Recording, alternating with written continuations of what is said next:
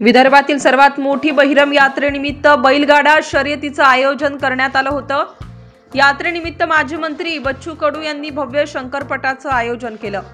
यावेळी बच्चू कडू यांनी स्वतः बैलजोडी घेऊन शंकरपटात सहभागी होऊन अगदी धुरकरी प्रमाण अवघ्या 6.99 सेकंदात पल्ला गाठला।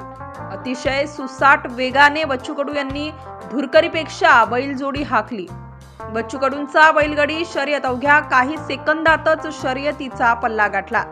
बच्चू कडू यांनी 6.99 सेकंदात बाजी मारलेली पाहून अनेकांनी त्यांचं कौतुक केलं।